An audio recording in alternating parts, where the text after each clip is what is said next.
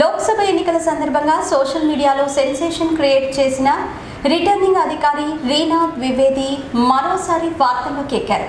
ఉత్తరప్రదేశ్లో నిన్న జరిగిన ఉప ఎన్నికల సందర్భంగా విధులకు హాజరైన ఆమెను మీడియా కెమెరాలు పలకరించాయి.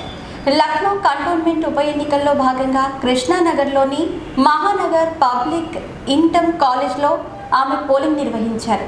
గతంలో పసుపు రంగు చీరలో వచ్చిన ఆమె ఇప్పుడు పింక్ అండ్ గోల్డ్ డిజైనర్ శారీలో దర్శనమిచ్చారు. విధి నిర్వహణతో పాటు ఫ్యాషన్లోనూ మరోసారి ఆమె తన నైపుణ్యాన్ని చాటుకున్నారంటూ సోషల్ మీడియాలో కామెంట్లు పోటెత్తాయి.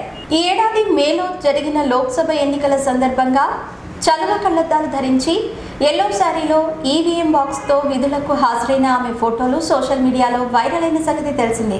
తాజాగా ఉప ఎన్నికల్లో సైతం ఆమె పోలింగ్ కేంద్రం వద్ద ప్రత్యేక ఆకర్షణగా నిలవడంతో ఫోటోగ్రాఫర్స్, ఓటర్లు ఆమె ఫోటోలు తీసుకునేందుకు పోటీ పడ్డారు. ఓటర్ల వివరాలు రాసుకుంటూ ఇంకు మార్కు వేస్తూ ఓ చేతికి బ్రాస్లెట్, మరో చేతికి రిస్ట్ వాచ్తో నేర్పుగా పనిచేస్తున్న ఆమెను ఆసక్తిగా గమనించారు. అయితే తనకు వచ్చిన పబ్లిసిటీపై స్పందించేందుకు మాత్రం రీనా పెద్దగా ఆసక్తి చూపలేదు. స్టార్డమ్ అనుకోకుండా అలా వచ్చింది అంతే అంటూ ఆమె ముక్తాయించారు.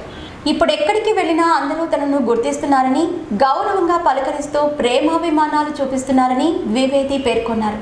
32 ఏళ్ల రీనా ద్వివేదికి ప్రస్తుతం ఫేస్బుక్లో 4700 మంది, టిక్టాక్లో 8700 మంది ఫాలోవర్స్ ఉన్నారు. చిన్న వయసులోనే వివాహం చేసుకున్న ఆమెకు ప్రస్తుతం 15 ఏళ్ల కుమారుడున్నాడు. 2013లో ఆమె భర్త చనిపోవడంతో అప్పటి నుంచి ఆమె PWDలో పనిచేస్తున్నారు. తన కుమారుడు సివిల్ సర్వెంట్ అవ్వాలని కోరుకుంటున్నాడని, అతడి కలను నిజం చేసేందుకు తాను పనిచేస్తున్నానని ద్వివేది చెబుతున్నారు. 2014, 2017, 2019 ఎన్నికల్లో ఆమె ఎన్నికల అధికారిగా సమర్థవంతంగా బాధ్యతలు నిర్వహించడంతో తాజా ఉప ఎన్నికల్లోనూ ఆమెకు మళ్లీ అవకాశం ఇచ్చారు. మేము చేసే వీడియోస్ మీ మొబైల్కి నోటిఫికేషన్గా రావాలంటే మా ఛానల్ని సబ్స్క్రైబ్ చేసుకుని పక్కనే ఉన్న బెల్ ఐకాన్ని యాక్టివేట్ చేసుకోండి.